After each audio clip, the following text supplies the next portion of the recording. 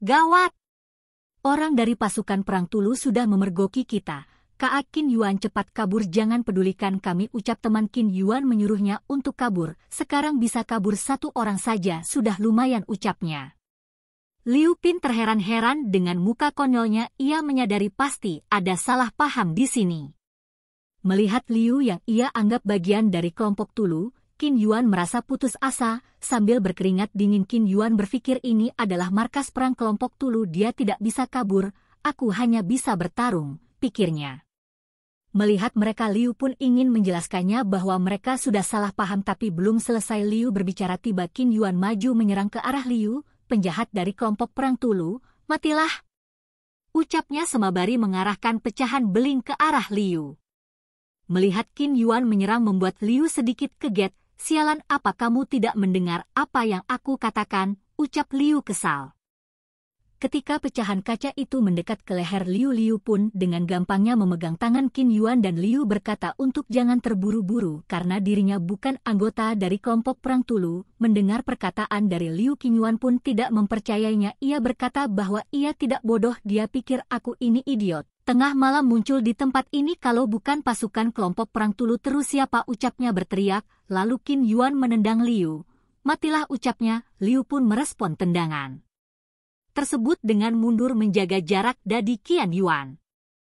Karena Qian Yuan terus menyerang Liu membuat Liu kesal. Ia sudah berbicara baik-baik tapi Qian Yuan masih tidak percaya. Tidak ada cara lain selain menggunakan cara fisik untuk meyakinkanmu, ucapnya. Liu pun melesat cepat ke arah Qian Yuan. Aku bukan orang dari kelompok perang Tulu.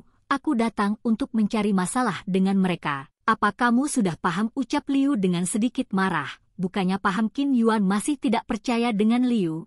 Aku tidak percaya, dasar bajingan, jangan pegang bagian milikku.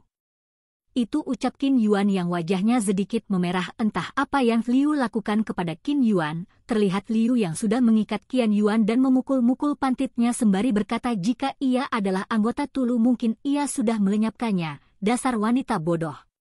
Liu terus memukul pantit Qian Yuan yang membuat Qian Yuan mukanya memerah sembari mengatai Liu orang yang cabul dan cepat lepaskan dirinya. Melihat kejadian di depan matanya, teman Qian Yuan hanya bisa melongo karena melihat pantat Qian Yuan yang dipukul-pukul oleh Liu. Teman Qian Yuan pun setelah melihat kejadian di depan matanya menyangka bahwa Liu sepertinya bukan salah seorang dari kelompok perang Tulu dan mungkin Liu dikirong oleh temannya Ye Rui. Sekarang masih tidak percaya kepadaku? Ucap Liu bertanya kepada Qian Yuan. Percaya, jawab Qian Yuan sembari terlihat mukanya yang memerah. Tetapi yang sebenarnya dalam hati Qian Yuan sangat marah karena berani-beraninya Liu memukul pantatnya dengan keras beberapa kali. Setelah Qian Yuan percaya, Liu pun langsung hendak membuka tali yang mengikat tangannya sembari berkata, baguslah kalau sudah percaya, aku bantu lepaskan talinya dulu. Jika kalian ingin keluar kalian harus mendengarkanku, ucap Liu. Ketika Liu sedang membuka tali milik Qian Yuan, tiba-tiba ada seseorang yang masuk ke dalam tenda. Ia merupakan anggota kelompok perang Tulu. Pria itu masuk ke dalam tenda dan bertanya ada apa ribut-ribut di dalam tenda. Melihat ada anggota Tulu yang masuk sontak membuat Liu, Qian Yuan dan teman-temannya sangat kaget. Liu pun langsung menutup kepalanya dengan jubah sembari berbisik kepada Qian Yuan untuk bekerja sama bersama Liu dan jangan bertindak sembarangan. Lalu Liu yang sedang menyamar menjadi Shito mendekati kepala kelompok Tulu itu dan bertanya, ada apa ketua kemari? Sialan, kamu harus mengatakan dengan jelas bagaimana caranya aku bekerja sama dengan MU, ucap Qian Yuan yang kebingungan. Mendengar pertanyaan dari Liu, kepala pun menjawab dan bertanya kepada Liu, sedang apa Liu di sini, kenapa belum tidur? Selain itu, kenapa darah di badan MU belum dibersihkan, ucap kepala Tulu sembari menutup hidungnya. Mendengar pertanyaan dari kepala Tulu, Liu pun beralasan waktu ia mau mandi untuk membersihkan darah di badannya. Ia melihat pergerakan di dalam tenda ini, jadi ia masuk ke dalam tenda untuk melihatnya. Alhasil aku melihat wanita ini yang mau kabur, bahkan aku melihat talinya sudah terpotong. Aku harus menghabiskan tenaga yang sangat besar untuk bisa mengikatnya lagi. Mendengar jawaban dari Liu, kepala Tulu pun langsung percaya dan memuji Liu. Liu pun berpikir dalam hatinya bahwa ia harus menghabisi kepala tulu ini dengan menipunya supaya masuk ke dalam tenda supaya aku bisa menghabisi dia tanpa menarik perhatian banyak orang. Lalu kepala tulu berbicara kepada Qian Yuan masih berusaha kabur. Setelah ketua Ye Feng kembali aku akan jadi yang pertama yang akan menidurimu, ucap kepala tulu.